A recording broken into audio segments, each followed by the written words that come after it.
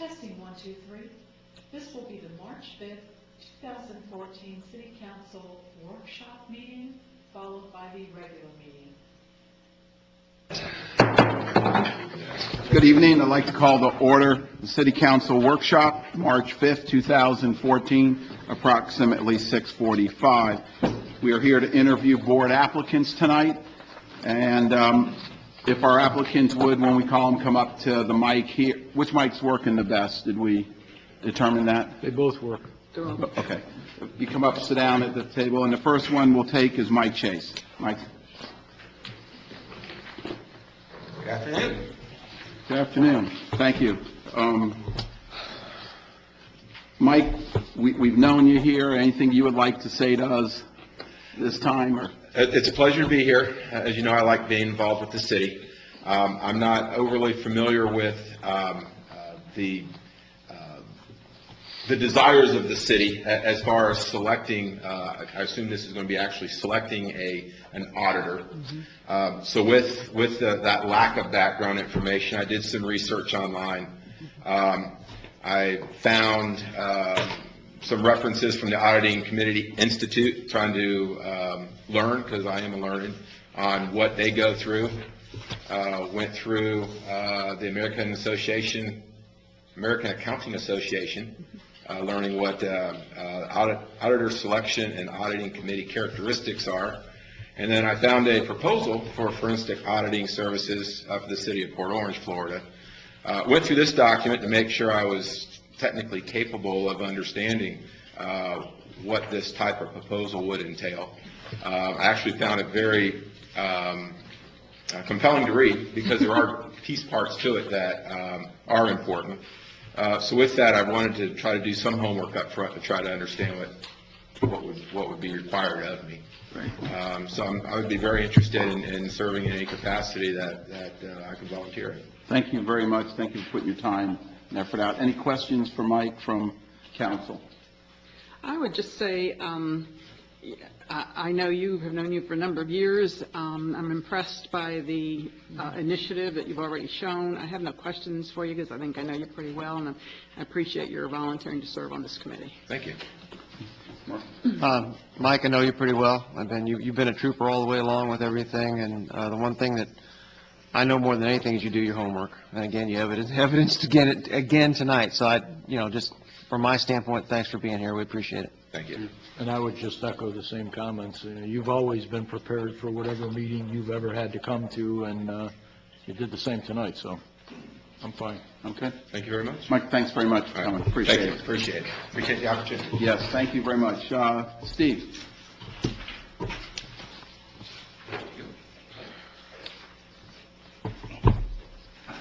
First off, Steve, thank you for getting involved in our community, and thank you for applying for this board for us. No problem. Good evening. Happy to be here.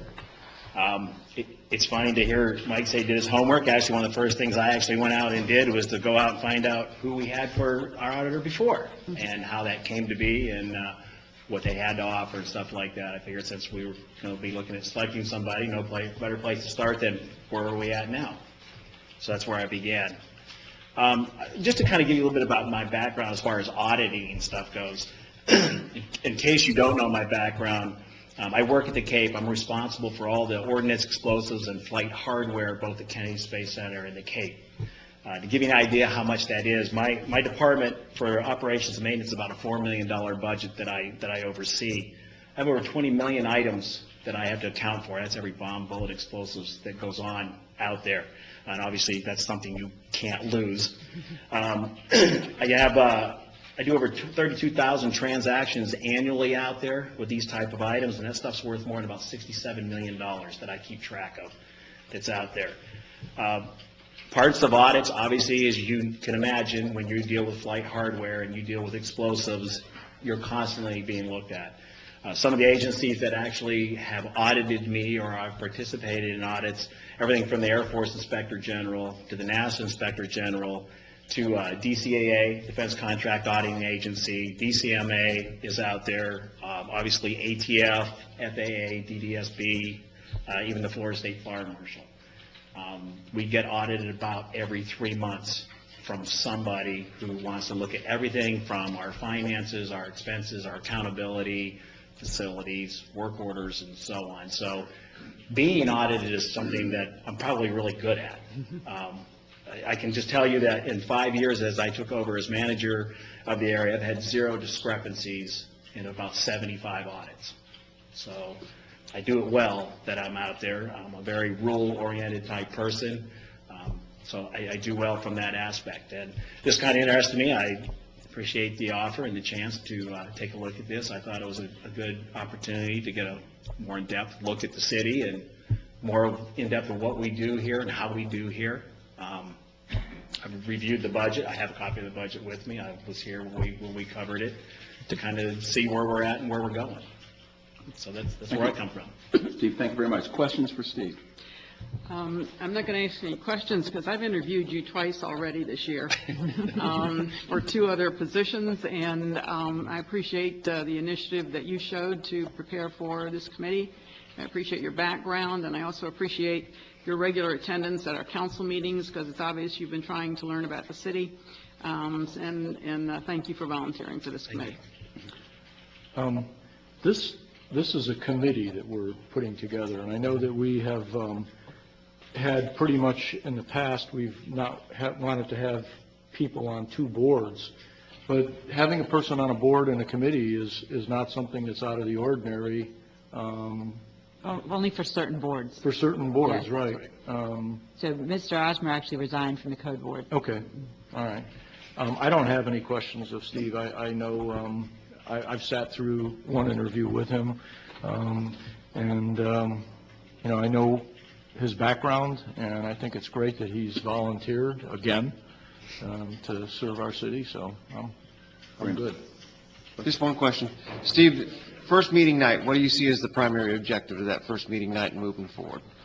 Well, you know, obviously when we first get there, we got to kind of look at the scope or the parameter of what I get at. Are we looking at trying to get a lot of companies in here to look at what are our rules, our requirements?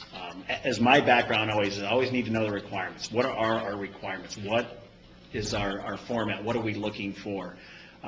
Once I think they have that established, this is what our requirements are, this is what we're looking for, then I think it's important to get a schedule. Let's get a schedule. Let's get some milestones. What are we trying to do? What are the dates we're trying to do it so we can move forward and get accomplished with it? Okay. And that's what I was kind of hoping you'd say is the 10,000-foot approach. Just kind of look at how you want to move forward and that sort of thing. So, Absolutely. thank you much. Thank you. Any other further questions? Steve, thank you very much. Appreciate it. Thank you. Joanne?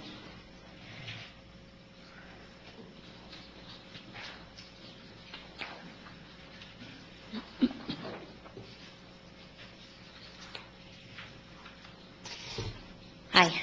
I would have my interview on a night when you have 2 guys like this. Jeez.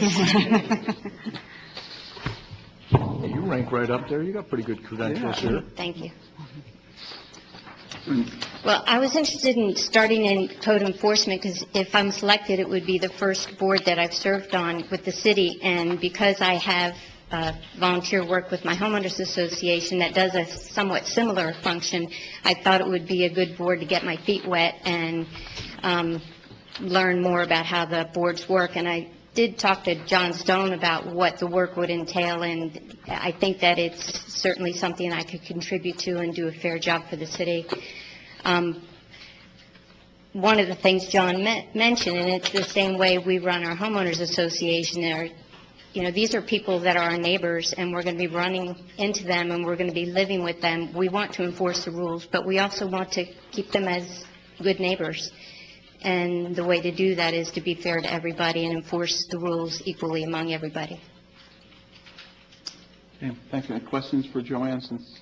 Well, Joanne is a personal friend of mine. We go back many years, and I can vouch for Joanne that if you want a conscientious worker, you pick Joanne. Thank you. So I don't have any questions for you. I'm glad to see you apply for this board, and I've been hoping for some time that you would start serving on one of our boards, so I'm glad to have you here. Thank you. I think the approach that you're taking is the approach that the city has been taking for the last couple of years as far as code enforcement goes, is to be able to work with residents instead of bully residents. And I think it's a good approach. So, I've known Joanne for a while too, so I'm very comfortable with having her in that capacity because I know she's a committed individual when she says she's going to do something. Joanne, you don't give yourself enough credit. You've been involved in a lot of ways. I mean, Thank you. you've known the issues for years and been helpful in working through some of those issues. So I'm just glad you're stepping up and doing this. So I just want to say thank you for being here. Thank you. Joanne, thank you. I've known you for a long time and appreciate it. And thank you for stepping up. And to all the applicants, we will vote at the end of the meeting tonight as an agenda item. So thank you very much. Thank you. Any further business in the workshop? Hearing none. Workshop's adjourned, and we'll start our council meeting in approximately 5 minutes.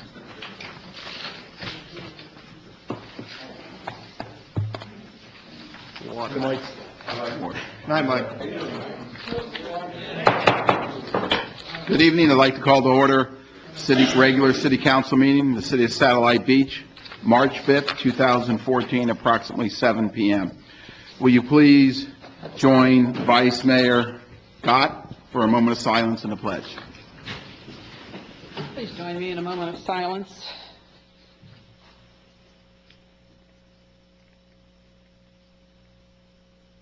Thank you. I pledge allegiance to the flag of the United States of America and to the republic for which it stands, one nation, under God, indivisible, with liberty and justice for all. Thank you. Moving on to agenda item number 3, citizens' comments. For citizens to comment on non-agenda items, the floor is open for residents or non-residents. Hearing none, comment section is closed. Moving on to city council comments. I'd like to start out by passing on some really nice comments that were made about 3 of our departments. A home health nurse that I know told me of 2 events that she was involved in. One of them, she needed to call the police department regarding a patient of hers here in Satellite Beach who is mentally ill. And she was so impressed by the kindness that the police officer showed and the gentle way in which he treated that patient. And she just wanted me to know that. She said, of all of the cities in Brevard, Satellite Beach really has the best police department. And she went on and extended her comments to our fire department. She had occasion to call a 911 to seek EMS help. And when our EMS folks arrived, she was so impressed that their concern was for the patient rather than just the symptoms. And she said, so frequently you just get these people, they come in, they're all business, and they don't show much compassion for the patient. And she was so impressed by our fire department, and I wanted to pass that on. And then yesterday, I was having lunch with a friend, and she made a wonderful comment about our recreation department. Her granddaughter had her Sweet 16 birthday party at Pelican, and she said that the assistance from the rec department made it a really special occasion. So I just wanted to pass that on because this is really so typical of Satellite Beach, and it's a shame that those who have such negative things to say about this city really don't know what this city is like. On to business. The TPO meeting for March has been canceled, so the South Beaches Coalition meeting has been canceled also. And I've not yet received the anonymous letter that was sent to JLAC that was mentioned in Councilwoman Beenan's email, and I'm still waiting for that. It needs to be produced, so maybe you can remind her for us. Thank you. I did. Thank you. Well, I'll follow up with some more positive comments. Yesterday, I spoke with a realtor who's been in this area for probably 30 years, and she's actually a broker, her and her husband. And in the last 10 months, they've sold 27 homes. Their brokerage has sold 27 homes in our city. And it's a testament to the quality of life that we offer here in Satellite Beach. People are moving to our community because of what we offer. And the recreation department that Lorraine mentioned is one of them. The people that are moving to our city are young families. They have children. They're moving here for our schools. They're moving here for recreation. And they're moving here because when they dial 911, in 3 to 4 minutes, somebody's going to show up. So it's really a testament to our city and the things that we do as a city and what we offer. So that's about as positive as you can get when you start looking at what's happening here. But getting to business, on the 28th, I attended the retirement party for Captain Jim Keating from the fire department. It was down at Doubles, and it was a great event. Jim has been so instrumental in everything that our city has done in the fire department, and that evening's festivities really showed the appreciation for Jim that our city really had. There were a lot of people there, and they had a lot of good things to say about him, especially people from the fire department, but even people that you talk with just mingling around the room. He's been instrumental in our community. I also attended Little League Opening Day on the 1st, which was this past Saturday. Another great event, that our rec department works on. It was a great turnout. It was a beautiful day. I mean, I've been out there when we've been freezing and been out there when it's been like threatening rain, but Saturday was a great day, and it was a great event. Unfortunately, it was in Indian Harbor Beach this year, and it wasn't at our park. And last night, the last of the A1A workshops, I was at that, and David King gave a presentation, and I want to thank John Stone and the building department and Courtney for working with a lot of the residents to iron out some different issues that came up over the last 6 weeks that we've been working through this process. So it was good, and we'll start seeing those things through the CRA Advisory Committee and through the CRA. That's all I have. Thank you. Mark? Dom's covered most of my comments. I, too, attended Little League opening day. It was very well done. There are now 28 teams there and over 300 kids involved in Little League, so it's kind of taken its beat back up a little bit. The numbers are up. I also attended the Jim Keating retirement party. It's very well done. It was nice to see all the city people turn out for that, and just a way to send that guy off who's been really a part of our community in a number of ways over the years. So really a special guy, and I think he got a good send-off. So thank you for everybody that was involved in that and for the invitation to attend. That's all I have, Mr. Mayor. Thank you. I also attended Jim's retirement. Great person, 37 years for the city. Incredible job, and we wish him well. I also attended CivMill, the community redevelopment meeting advisory, which I want to talk a little bit about. I think it was really a great meeting. The residents came, and we had a few workshops, Courtney and I, and they presented a plan to the advisory committee that was accepted, and it was a great effort between the citizens and that committee to work with the citizens on the plan for Mike Crotty Park. And I think we ironed out a really, really nice plan that everybody liked a lot. So hopefully, we can continue that. I also attended the A1A Quarter workshop.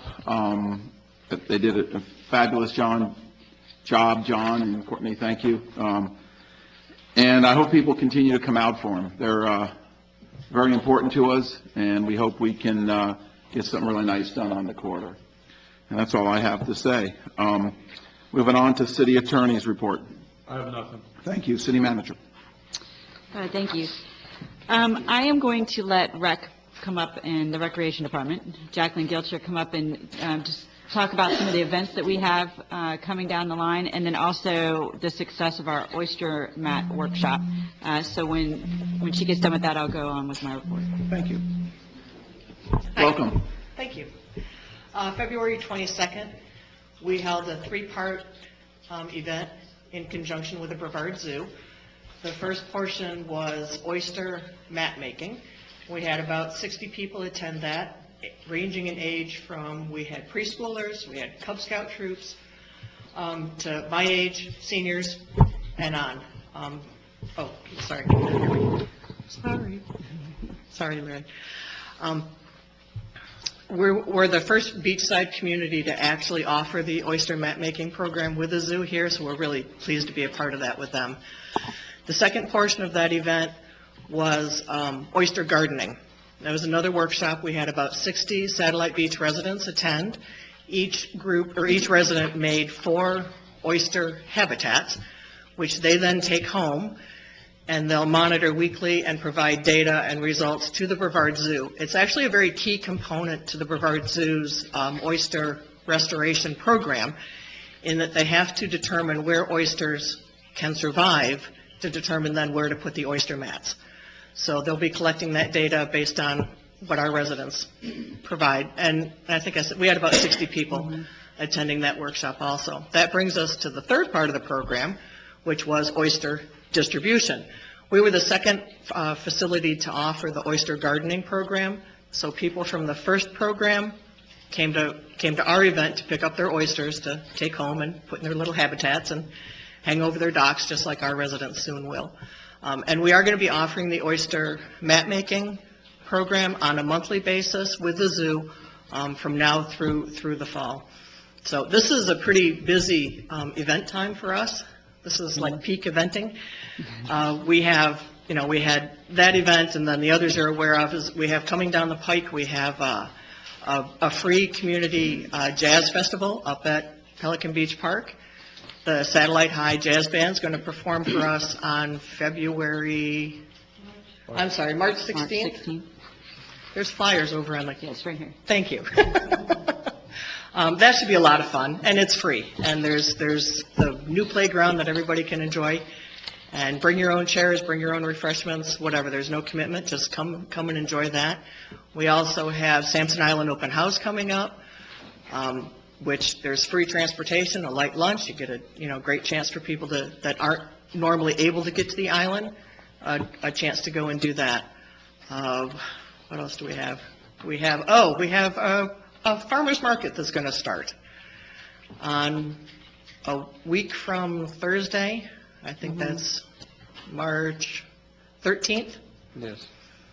We're going to be starting that up at Pelican Beach Park on Thursdays from 3 to dusk. Currently, we're going to have one vendor there and just see how it goes for a bit, and then we'll adjust as necessary. It's going to be strictly produce. Things that come from the ground. Produce, maybe some orchids, maybe some, honey. But it's going to be food. No handbags, no crafts, nothing like that initially. So we'll just see how the direction that takes us and adjust from there. I've gotten a lot of feedback already on that. We just sent the word out recently, and it's just seems to be something that the residents are really asking for.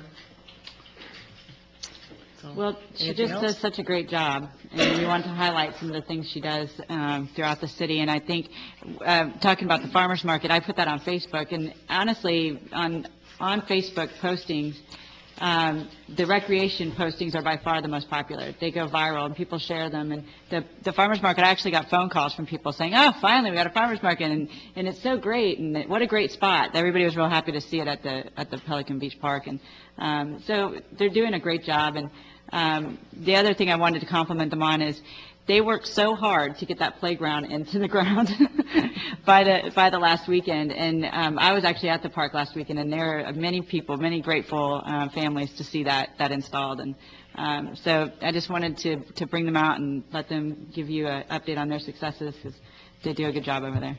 Thank you. Can I ask a question? Yeah. I think the farmer's market is a great idea, and if we're doing it every Thursday, are we going to be able to, if it looks like inclement weather, are they going to be able to set up under the big pavilion so, they can still be open? I mean, are we going to help them be sustainable? Our goal is to do exactly that, which is why we chose a Thursday. Okay. That seems to be a night or an afternoon that would have the least impact on the park as far as park rentals and beachgoers. We will just have to see how it plays out in the future and go from there. But that's definitely a plan. I think it's a great idea, and I think if we could make it such that they're not out in the middle of the parking lot, if it's bad weather, they should be able to use the facilities. Okay. I think it's great. Great, thank you. Mark? I think the farmer's market thing's a great idea. I've seen that, I'd mentioned it to Carrie, last year about this time, I'd been out to California where my son lives, and they do that. They do it on a Saturday. It just happens to work for them. So, but I do think you ought to give some thought to how it's going to grow, because I think it will. I think it's going to be successful. So what direction you want to take it type of thing, because I think it'll catch on without a doubt. And I'm glad to hear you guys doing that. It's a wonderful idea, but just think about where you want it to be 6 months from now, because I think it'll catch on this community. So, but thank you. Okay, thank you. Any further questions? I have one question. The oyster mats, are they putting them in the Banana River around here? The ones that you do in your workshops, are they designated for a particular area? Currently, they're being distributed in the Mosquito Lagoon. There are known oysters there. Oysters can survive. So they're primarily focusing on that area. Based on the results from the oyster gardening, they'll determine where oysters can live. And from that data, if oysters can live in this area, then they'll, move the mat project down further south. So that whether they can live now, because, farther south was loaded with oysters around Honest John's and that at one time. Right, so they'll just determine, where they can live and then base their program off that. Yeah, because we'd love to have it at Sampson Island. We love to have oyster mats anywhere we can, but first they have to make sure they can live. Great, thank you. Okay. Thank you for the effort. Any further question from council? Jackie, thank you. Carrie, thank you very much. Great programs. Appreciate it very much. Okay. One of the items that I don't have on the report is I do want to let you know the RMS system for the police department. That's our records management system. We've made a pretty substantial investment in, and that was actually a state mandate. That has gone live, and it's doing very well. We are trying to work out with the PD a way to show you that, maybe at the next council meeting at a break, to allow you to come out to the vehicles and see what's going on. So we'll try to arrange that, and we're working on how best to do that. But it's very exciting. They're all very excited. I don't think any of them are complaining. Usually when you're switching to a big technology switch like this, you get some, moans and groans because they have to change. But everybody's very excited because it's such a time saver for them that it's not a problem for them at all. So that is a very big project for them, and it's finally come to fruition, so it's very exciting for them. The next item is the Community Redevelopment Agency Advisory Committee will be moving their regular meeting to March 26th. They normally meet on March 20th. They'll be meeting on March 26th. This is to accommodate our city engineer's schedule, so he could come and present the new plan to the committee.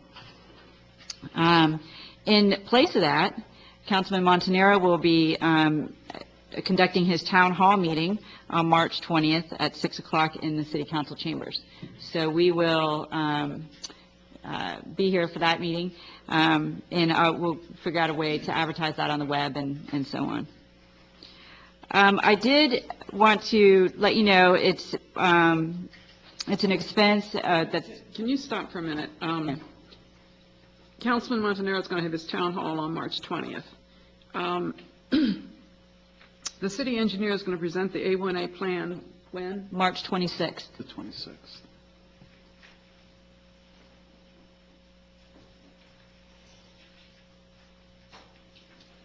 Oh, he's presenting it to the CRAC. Yes. I see, okay. Yes. Okay, sorry. The lighting science issue. I did want to bring that to your attention because you might have heard of it. It's been an ongoing complaint of the neighbors for several years. And it's an unconventional way of solving the problem, but it got to a point where we were just getting to the point where we just needed to solve the problem. And the issue is the property owner had removed a large vegetative buffer that had been there for a long time. And this is the vegetative buffer between Lighting Science and Park Avenue. This buffer, basically, the Park Avenue residents, prior to the buffer being removed, barely knew Lighting Science existed. It was a 30-foot natural buffer, and it was mostly invasive plants. So it was like pepper trees and things like that. The property owner removed those plants and trees largely because there were kids getting in there and, drinking and things like that. So he thought he was solving a problem, and he basically created a whole other problem. And he's planted a buffer prior to this solution, planted a buffer that met our code, but wasn't really doing anything for the citizens. And so at that point, we agreed with him that we are trying to solve a zoning conflict. It would take us years, if not $5,000, to go through code enforcement expenses to go through this issue with him on an adversarial way. We decided it was less expensive and more advantageous with the property owners to do it less adversarially and contribute to the cost of the landscaping. The landscaping was estimated at $13,000. We contributed $5,000. We haven't contributed yet. We want to make sure the plants live first. But the reason why it's so expensive is because we bought very mature trees. We installed them very close together. And the intent is to create a good buffer in the next couple months. Well, it's probably going to be a year before it gets to their full, and 3 years before it really prevents a lot of the noise and things like that. But it seems like the neighbors are happy right now because of that, of the efforts. And the property owner, again, has more money into it than we do, but was very thankful for us helping solve that problem. So we also are very involved in caring for the plants until they get established, because we don't want to invest funds into something that is let to die. So we are currently watching that very closely, and we'll let you know how that project proceeds. But it was a very unconventional way of dealing with it, but we had to do something. We were invited to, John and I had went to their backyards, and it was unfortunate, an unfortunate thing that they were dealing with. And of course, the other side is lighting science. All they want to do is operate. And, both, we want to keep lighting science operating, and we want to make sure our residents are happy. So this was the solution to do. This is coming out of the Public Works operating budget, so we didn't have to find money for it. It was already as part of our operating expenses. Okay? Thank you. I actually took an opportunity to ride through there today just to look at it. And, I remember when those trees were all taken out, and they were invasive. There were melaleucas, Australian pines, and Brazilian pepper in there. And, all those things we're doing were creating new seeds for future plants coming up in the neighborhood. So, it was great that the man took those down, but the unintended consequences were obvious after a while. The trees that were planted a lot of them are green buttonwood trees. I looked at them today. They're trees that were on the cities, actually, when we were selling trees through that program, that grant program we had. It was one of the trees that was listed in the grant program that we were supplying to residents. And they are a good buffer tree. There's also some travelers palms that are there. They're going to fill in back there. And they did plant them pretty heavy across the back there where the loading dock was, which will provide some, good buffering for these people over another year to 2 years. So I agree with Courtney. I think this is a great way of solving it and working with the residents of our community to make sure that their quality of life is where it needs to be. Thank you. Any other questions for Courtney? No, thank you. Moving on to agenda item number 7, discuss, take action on ordinance number 1088. Jim? I'd just like to make a prefatory comment. I have 2 comments to make about the ordinance before you move into discussion after I read the title.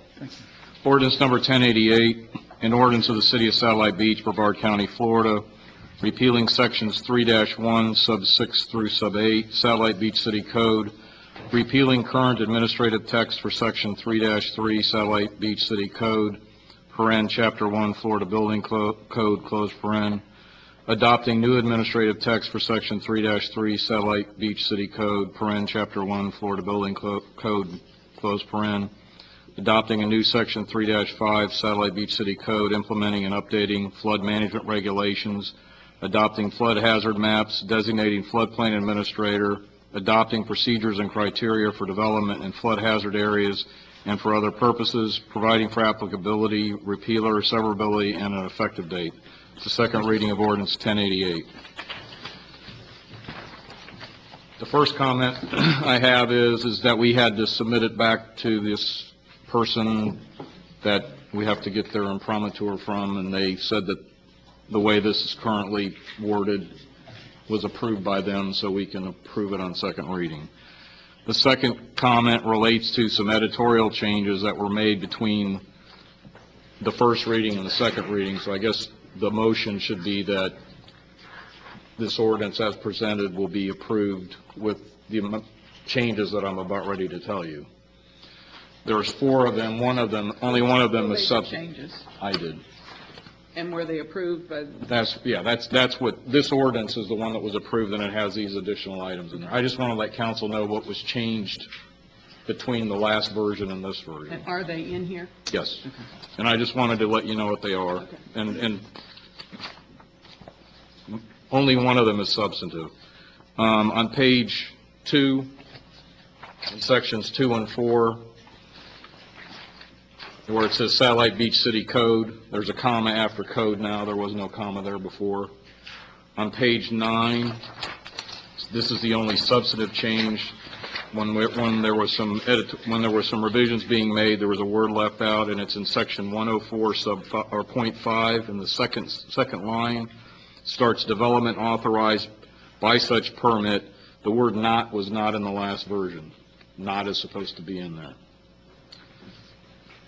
And then on page 13,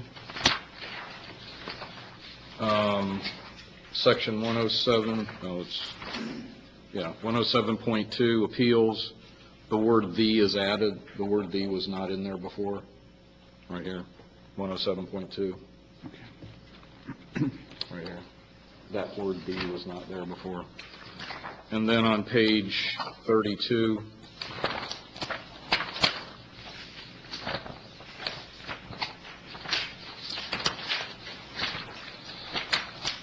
on where it's R322.3.2, go down to 3, and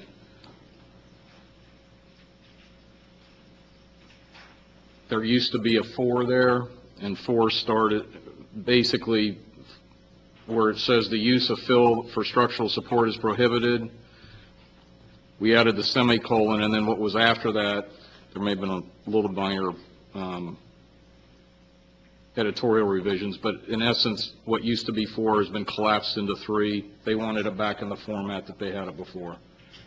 And those are the only changes from the first reading. Okay, thank you very much. Move to adopt ordinance 1080 on second reading as presented. 1088. 1088. Second. I have a motion by Vice Mayor Gott, second by Councilman Montanaro. Any further comment from council? Hearing none, the public comment is open on agenda item number 7. Hearing none, back to council. Any further comment? Hearing none, Lenore? Councilman Breimer? Yes. Councilman Montanaro? Yes. Mayor Gott? Yes. Mayor Patino? Yes, motion carries 4-0. Thank you. Jim? Moving on to agenda number 8, discuss, take action on ordinance number 1089. Ordinance number 1089, an ordinance of the City of Satellite Beach, Brevard County, Florida, amending section 58-156 Satellite Beach City Code, renaming the utility tax fund to capital assets fund, and providing general parameters governing disposition of funds, providing for an effective date. It's the first reading of ordinance number 1089. Move to adopt ordinance 1089 on first reading. Second. Motion by Vice Mayor Gott, second by Councilman Montanaro. Questions concerning this, council? At this time, I'll open up agenda number 8 for citizens' comments.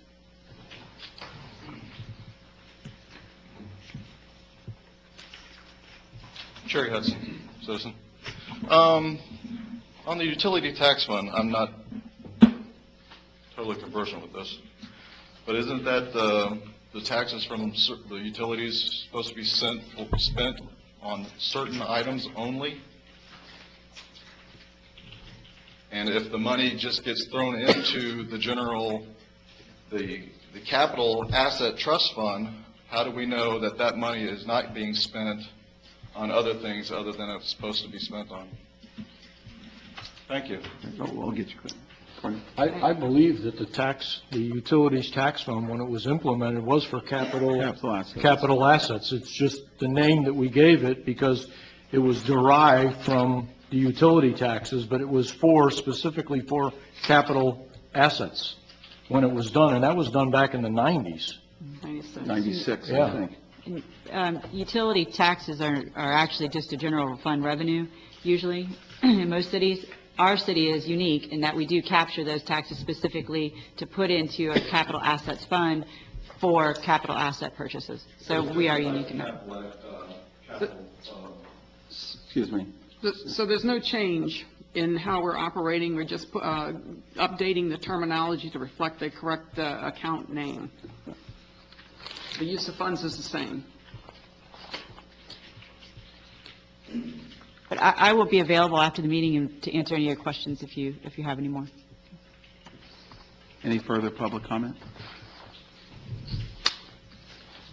Hearing none, back to council. Lenore?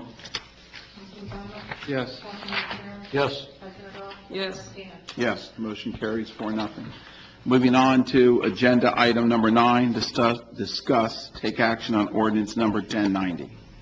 Ordinance number 1090, an ordinance of the City of Satellite Beach, Brevard County, Florida, amending Section 12.01, job classification to change job class title from building official to building official/CRA administrator of the City of Satellite Beach, personnel policy, providing an effective date. First reading of ordinance 1090. Move to adopt ordinance 1090 on first reading. Second. I have a motion by Vice Mayor Gott, second by Councilman Montanaro. Discussion from council? No. Open up at this time for public comment. Hearing none, bring it back to council. Courtney, this is partially coming from CRA fund? Yes. This basically is basically setting the stage for basically reimbursing, or not reimbursing, but paying Mr. Stone for taking on an additional duty of being the CRA administrator. He's been doing that since, actually for a couple years now. But I wanted to see how he did. He's doing very well. And basically, because that portion of his position is running the CRA, the CRA will be paying that portion of his salary, and that's approximately 20%. The CRA board will see that item at their next meeting. Okay, thank you very much. Any further comments? Hearing none, Lenore? Councilman Breimer? Yes. Councilman Montanaro? Yes. Vice Mayor Gott? Yes. Mayor Peters? Yes, motion carries 4-0. Thank you. Moving on to agenda item 10, discuss, take action on a request for proposal for engineering services. Thank you, Mayor. We released a request for proposal out on January 9th. The public bid opening was on February 17th at 2 p.m., and we received 4 proposals. The RFP review committee independently evaluated and scored them all. Subsequently, on the 24th, the RFP selection committee in a public meeting reviewed and discussed the individual scorings, and Quinton L. Hampton Associates Incorporated received the highest score. Therefore, we are recommending you approve the RFP selection of Quinton L. Hampton Associates Incorporated for the consultant professional engineering services. And if you go ahead and approve that, we will bring back the contract at your next meeting. So moved.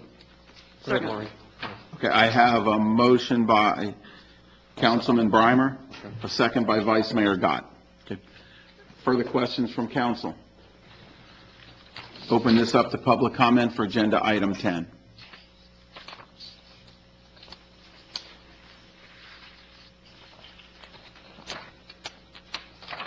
Hi, good evening. My name is Bruce Moy. I'm the president of MBB Engineering. We were one of the firms that put in a proposal for the RFQ. I guess I was just hoping, I didn't know if you were going to require presentations. I wanted to be here just to be here for questions, but I understand that you've selected the same engineer that is currently your engineer. I guess just wanted to make the pitch that we're your local firm. We are 5 minutes down the road. I'm a native to the area. I've lived here my whole life. I frequent Satellite Beach a lot with my family. You're going to your restaurants, shopping in your shops. we were really hoping that we could be here because we're right here. We do a lot of work in the community. We're community engineers for several communities in Brevard County as well as outside Brevard County. I was the former county engineer for Brevard. Sit on the planning and zoning board in the county with your building official. So very familiar with the area, and I would really do a last-ditch effort to really pitch for the local firm. So with that in mind. Thank you very much, sir. Further questions? Hearing none, move back to council. Any further council comments? Yeah, I would just say, I really appreciate your comments and appreciate your coming here tonight. I would say that of the 4 submissions that we had, your firm came in third. And so I feel compelled to go with the company that was selected in that screening process. So I'm sorry about that. They told me we were second, that's why I came. Okay. But I thought we were close. You are close, though. It's very close. And I'm familiar with your firm, by the way, so I just wanted to say hi. Yeah, it was 1 point, slightly over 1 point between you and the second one. So. Further comment from council? Courtney, next, on the 19th, we will have a contract? Yes, sir. Okay. Thank you. Lenore? Councilman Montanaro? Yes. Vice Mayor Gott? Yes. Councilman Breimer? Yes. Mayor Patino? Yes, motion carries. Moving on to agenda item number 11, discuss, take action for proposal for Exchange email server. Thank you, Mayor. The city released another request for proposals for a new email system. The new system will utilize Microsoft's Exchange server, which provides shared contacts, calendars, secure off-site location emails, nightly backups, and archiving, preservation of all incoming and outgoing messages, and a faster retrieval of archived messages, and access to emails via mobile and other devices. And as you are aware, we are having some email problems. We are temporarily being hosted on GoDaddy. So we're very excited to get this project done. We did get one bid. We received that bid from Artemis IT, and they have recommended a virtual server solution, which allows Artemis to update the hardware and software on a continual basis without additional cost or downtime. The other upside to this idea is that it will substantially reduce our IT coordinator's job, not job, but workload. And so we're excited to that end as well. So we are asking for approval to move forward with the new city email system provided by Artemis IT. Questions from council? Courtney, this comes from general fund or capital asset? This will come out of capital assets. Okay. And this system, I know we've been trying to upgrade. Did this cover your needs? Yes, this will bring us into today's world. I know it's pretty tough getting emails and getting them to work. I mean, I've hit the button and I've waited. It's quite hard some when you time get a before- lot, too. Yeah. So those of us, like Chief Pearson and myself, who get numerous emails a day, we have a lot of email problems, so this will solve a lot of our problems. And we expect to be up and running when with this? Andy, do you know the? Within a couple weeks. And it's expandable because of the way we're having this set up, where they will continually upgrade the system? When we add employees, we could just call them up and add another email address. We need more space, we call them up and add more space. So it enables us to grow without having to buy new hardware. Let me ask you this, because it says here, approximate cost based on 120 email addresses. How many do we have? Around that. Okay. So when we, as we start growing, the cost would go up. Okay. Thank you. Any further questions? I'll make a motion to approve the city move forward with a new email system provided by Artemis IT. I have a motion by Councilman Montanaro. Do I have a second? Second. Second by Vice Mayor Gott. Any further discussion from council? Hearing none, open public comment on this agenda item.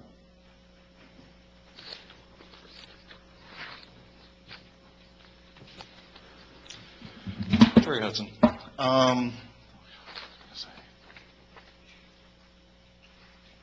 I was looking at the bid that they put in. and it said that bid was only good for a time period that's already passed. So that's something that you might have to check and make sure that bid is still current. Till That's what February you're 20th. voting on. Yes, thank you. It's still current. Okay. Thank you, though. Any further public comment? Thank you for noticing that. Hearing none, bring it back to council. Hearing none, Lenore? Councilman Breimer? Yes. Vice Mayor Gott? Yes. Councilman Montanaro? Yes. Mayor Patino? Yes, motion carries 4-0. Thank you. Andy, thank you for working on this. Appreciate it. Courtney? Moving on to agenda item number 12, discuss, take action on resolution number 946.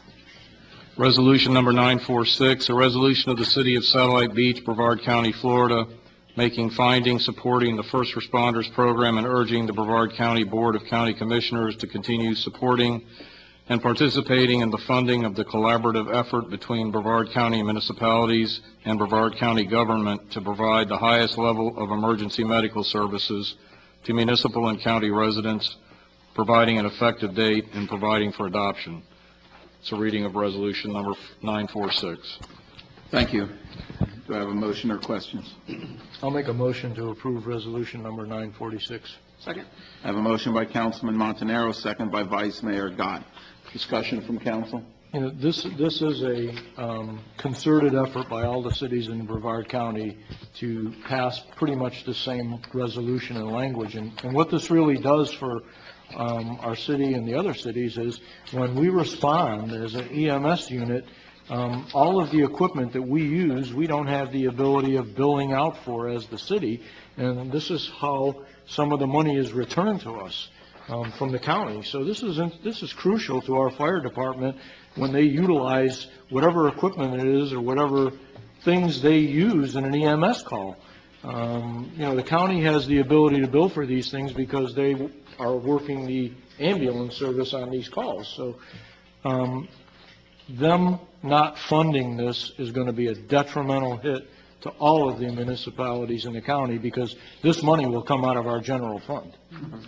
Thank you. Questions from anybody? This started on the League of Cities, and we first sent it to the city managers, and they brought it back to the league, and if I'm not mistaken, Andy worked on this resolution for them to submit to the county commissioners. One thing is said that if they don't support this time, it's been questioned that can they bill for it? Right. Because they're not providing the service. We provide the service, so how can they collect on something they did not provide? So I think that was one of the big issues that was brought up, that if they really look at it, it's really not going to affect their bottom line because they can't bill for that service. They might bill for it, but if you don't provide the service and you bill for it, I think it's going to cause a lot of issues. So that was one of the big issues. I know some of the cities felt pretty strong on this, and that's where the ordinance or the resolution came from. And Mayor, I don't know if you saw the newspaper article regarding City of Melbourne taking a lead, and they have passed their resolution, but the concerning part of that article was the response from a county commissioner, particularly County Commissioner Anderson, who was basically saying that he's just not going to support the funding. So I think it would be prudent at this time for us to draft a letter for the mayor's signature, and we'll bring it back to your next agenda to go ahead and send that into the county commission outlining our concerns. Because again, if we don't get these funds, our citizens are basically paying twice. They're paying their taxes for us to get there, and then they're paying the county for the services that we already provided. So.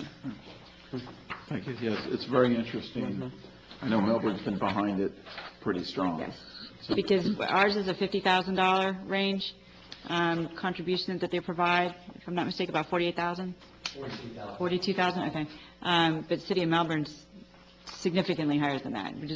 They're just a larger city. So their hit is extensive, as well as the City of Palm Bay. So, in theory, we could bill, correct? Well, we would have to transport. That's the problem. Well, can't you bill for the services you provide if you set up a number? we're looking into the Medicare issue. Okay. So when we get more answers, we'll bring that back, but I think, at this point, I think we do need to stress to the county commission that we aren't going to allow our citizens to pay twice. And this isn't the first time this has come up. This has been being talked about for several years now. It comes up every year, and, you know, we just have to continue to impress upon them, you know, the consequences. And that's why the managers have always dealt with that. The managers and the fire chiefs, we've always been the ones that dealt with that issue, and we've always been able to deal with it. In this case, we've decided that we need to move it into your arena, into the elected officials, to start that argument with them, because they're just kind of putting their heels in the sand and digging in. So we'll have to take a stronger stance this time, I think. Thank you. At this time, I'll open up for public comment on agenda item number 12.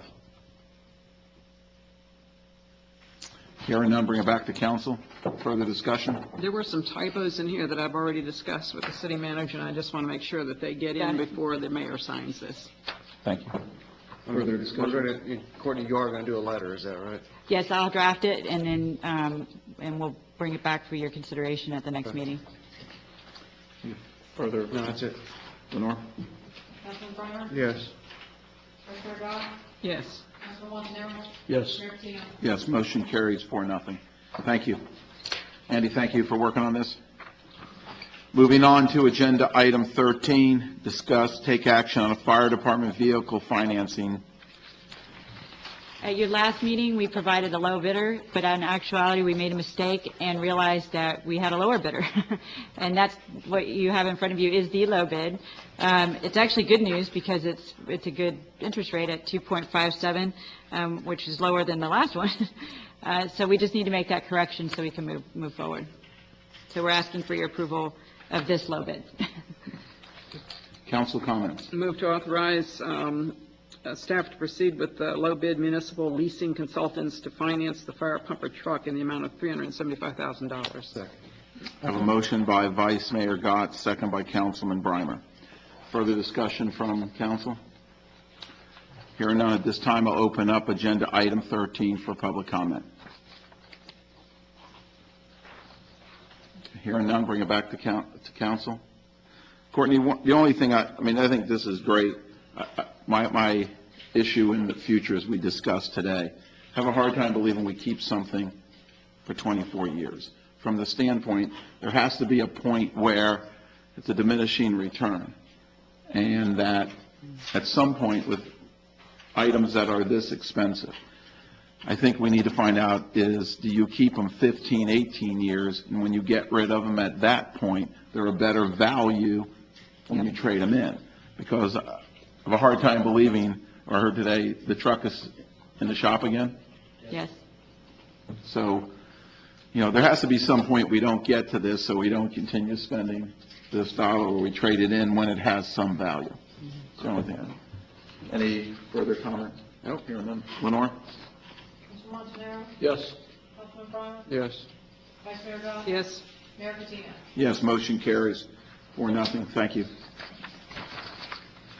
Moving on to agenda item 14, discuss, take action on replacement of the Code Enforcement Board with a special magistrate. Thank you, Mayor. Basically, what staff is asking is to provide the Code Enforcement Board services, but with a special magistrate. And our statutes allow that. I included your statute in your packet. Our code board hasn't met in 2 years. And every month, we publish a little cancellation notice for that. And when we get a board member that resigns, we have to reappoint them and so on for a board that really never meets very often, obviously. And I think they maybe have used to meet a lot in the past, but the way we handle code enforcement now, most of the cases are dealt with prior to ever, they really never meet the, or reach code board. So all of the people who serve on the board are dedicated members that want to volunteer, and because code board is one of those boards that you can't do an office hold on another board, we're kind of capturing those board members and not being able to use them. So basically, we're asking that we dissolve the code board and move to a special magistrate, which really would only change in the fact that you have one person standing there listening to the code board cases in an evidentiary hearing, just like we do now, instead of 5. That's literally the only difference. I'm sorry, instead of 7. And the other item is we have all code boards need an attorney, but a special magistrate does not. So basically, the cost of the attorney would be the cost of the special magistrate. So it would have no budget impact at all. My original recommendation would be to move our current code board attorney into the special magistrate position, but in looking at the past, when we do have, if we do ever get to a point where we have a lot of cases again, I think we should RFP that, because we may exceed our bid threshold in those cases. So we would recommend to go out to RFP for a magistrate if this is something you desire to do. It would take some time to do that, and we would also have to do some ordinance changes. So we're looking at kind of like a 6-month process, so we still need to keep a code board intact during that period of time. But that would be my recommendation. May I ask you a question? Does other cities use a magistrate like this? Sure, yes. Actually, Brevard County does. Our code board attorney is the Brevard County magistrate, special magistrate. So there are numerous cities that do that. One of the advantages, too, when you have a small city, is you have, for the special magistrate, it's not their neighbor, that they're prosecuting or that they're judging. In some small cities, or even in big cities, that can be problematic for some board members to have to do that to people they know. And so you get rid of that potential when you have a special magistrate. Move to approve the use of a special magistrate for the city's code enforcement proceedings and issue an RFP to select the special magistrate. I'll second that. I have a motion by Vice Mayor Gott, second by Councilman Montanaro. Further questions? This is, I said this earlier when we were doing the interviews. I mean, our code enforcement in the city has changed dramatically in the last, 3 years, and we've become more proactive at working with people to solve problems. So, this is an economical way of also addressing code enforcement. If we've got a special magistrate there and we only use them twice a year, it's better than what we were doing before when we were having meetings, pretty much monthly when code enforcement was a big issue, and it was handled more in an authoritative type scenario. And that's not what is going on in our city right now. So I think this is a great move. I think we do need to go out and do an RFP, and I'm in favor of this. No, I support it, without a doubt. At this time, open up for public comment on agenda item 14. Hearing none, bring it back to council. One question here. With the base, I call it the base property, the 110 acres and so forth, you feel this is the best way for the future? I mean, because in the past, we've had people sitting up here looking at the facts who are part of our community because they know the community. In a way, we have one way we have a disconnect that could be a positive, because then the residents aren't, put in a bad position. Right. And the other way, the disconnect is away from our city, the way we've done it with people who knew the code and what the city wanted. We would have to structure the RFP and discuss the goals and how you want code enforcement handled, and usually special magistrates are going to look at the code, and they're very impartial, and that's their job. So you will lose that hometown feeling, in that process. That is true. Again, I just, more devil's advocate, just throwing both sides out. Because we've done it. Respond in part to that question? Yes. Just about how things actually were handled by the board? As far as how things actually were handled by the board historically, the board was, as a general premise for the entire time the board was there, you know, they understood that their job was to enforce the code. And if a violation was found to exist, the board generally found a violation. Where you're talking about, I think, and what the board ultimately did as far as the quote, dealing with or working with the individual property owners was, they would find a violation, but they'd give the person who was determined to be in violation, or they would engage in a give and take as far as how much time that they would allow them to try and bring it back into compliance, because there's usually some sort of circumstance involved as to why it didn't happen. Mm-hmm.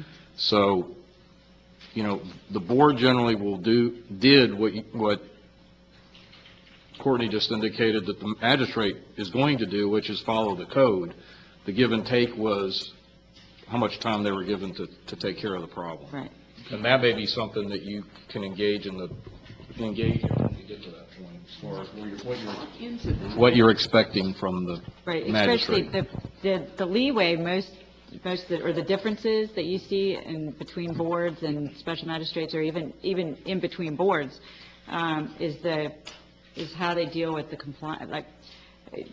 punishment, if you will, the fines, or, you know, how much time they give people to come into compliance. That varies depending on, you know, how they see it.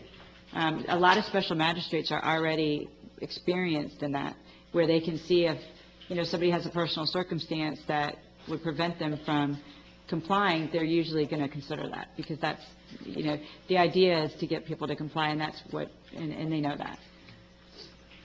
Okay, any further discussion? Yeah, I think that a special magistrate is actually a preferable way to go, simply because it does take the pressure off of individuals who might be neighbors. And, you know, the code is what it is, and it needs to be enforced.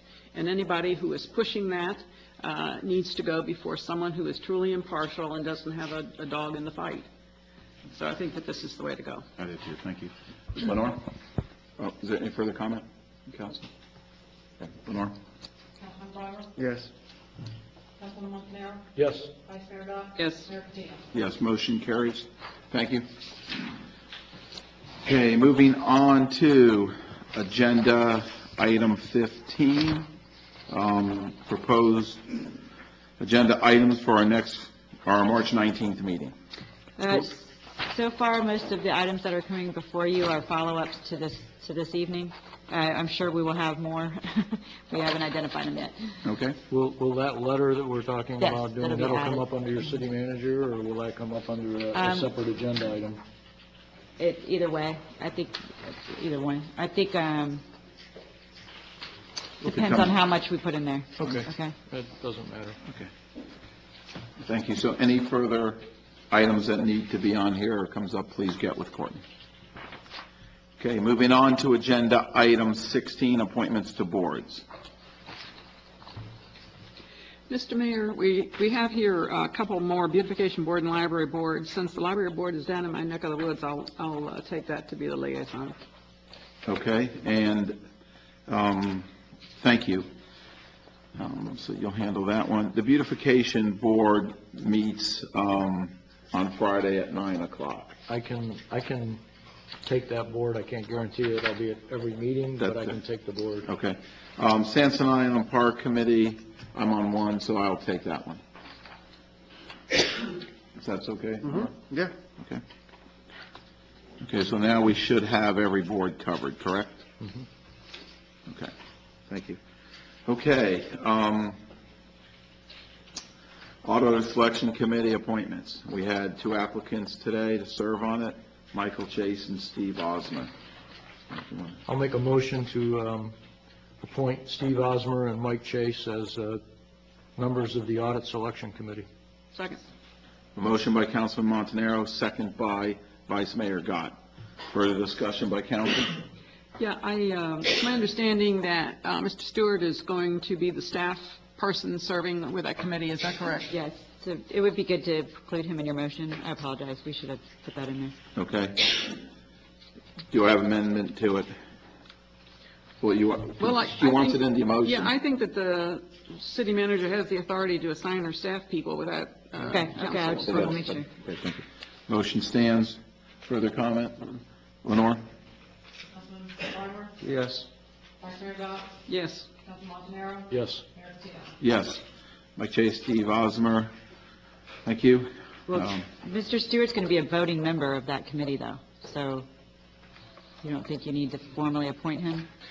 I'll make a motion to formally appoint Andy Stewart as the third member of the Audit Selection Committee as a voting member. Question, quick. If Courtney can appoint to it, why do we need to vote him on? I don't think we do need to, but, you know, she is making the point that he will vote. I'd just make it official, Frank. Okay. That's fine. I included that in my motion, so. I just want to make sure we don't get in trouble later. Yeah, just make it official. Okay. Okay, Sorry, because this is the Audit Selection Committee, okay, so and I'll second that. Okay, I have a motion by Councilman Montanaro and a second by Vice Mayor Gott. Further discussion, council? Lenore? Councilman Breimer? Yes. Vice Mayor Gott? Yes. Councilman Montanaro? Yes. Mayor Patino? Yes, motion carries. Okay, board committee reappointments. A motion here on the committee reappointment. I'll make a motion to reappoint Jeff Fleece to the CRA Advisory Committee, term ending 3/6/17. And I would also make the motion that we leave Linda Page in the regular seat that she has on the CRA Advisory Committee. I mean, we have people that sit on boards that travel here and there, and they're not always there, but she's been on this board for a long time. I think she does a great job of being on this board, Finish your motion. and that's my motion, is to leave her on as a regular member. Second. Okay, I have a motion by Councilman Montanaro, second by Vice Mayor Gott. Further discussion? Yeah, I would add to that, that both of the alternates for the CRAC have missed the same number of meetings that she has, so there's nothing to be gained by changing the players around. Thank you. Further discussion? Yeah, I think Linda's a good asset. Lenore? Councilman Breimer? Yes. Vice Mayor Gott? Yes. Councilman Montanaro? Yes. Mayor Patino? Yes, motion carries. Moving on to Board Adjustment here. Jim Strayer, Recreation Board, change alternate position to a regular member. I'll make a motion to appoint James Strayer as a regular member of the Recreation Board with a term ending 2/6/15. Second. Motion by Councilman Montanaro, second by Councilman Breimer. Further discussion? Yeah, Mr. Strayer's attendance has not been good. Has anyone contacted him to see if he's interested in attending? I've tried by phone and by... I can't hear you, Linda. I've tried by phone and by email and have not heard from him. Well, you know, if you look at the absences from all the people on this committee, he's right in there with other people. I mean, he's missed 3 meetings. He does come to the meetings. He doesn't make them all, but if you look at all the other people, they're basically in the same boat. I think that's just the type of attendance you're going to get with this type of board, Yeah. honestly. I mean, I've been the It's just the- liaison to that board for a number of years, and once again, some of these people travel, they're retired, and they're not always here. So, I mean, they do come, they're contributing. You know, I'd rather have them there coming part-time than having another open recreation board member spot on our list here, which we already do. Further comment? Hearing none, Lenore? Vice Mayor Gott? Yes. Councilman Breimer? Yes. Councilman Montanaro? Yes. Mayor Patino? Yes, motion carries. We do have some current boards that need alternates, positions, so if you know of anyone to fill these, Can I interrupt? please. Mayor Patino? Code Enforcement Board, since you did interview Ms. Joanna Regan and you've extended that period to 6 Oh, months. right. Yeah, that's correct. We need to appoint that. Move to appoint Joanne Regan to the Code Enforcement Board. Second.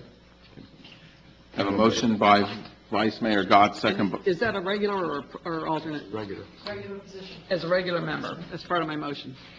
Thank you. I have a motion by Vice Mayor Gotz, second by Councilman Breimer. Well, okay, either way. Further discussion? Hearing none, Lenore? Councilman Montanaro? Yes. Councilman Breimer? Yes. Vice Mayor Gott? Yes. Mayor Patino? Yes, the motion carries. And just to let you know, the Code Enforcement Board members, the other members, did indicate that they'd be very willing to serve on other boards if the Code Enforcement Board is dissolved, so, Okay. or when it is. So we'll have, that's one of the advantages, is all those board members will be available for another position. Okay.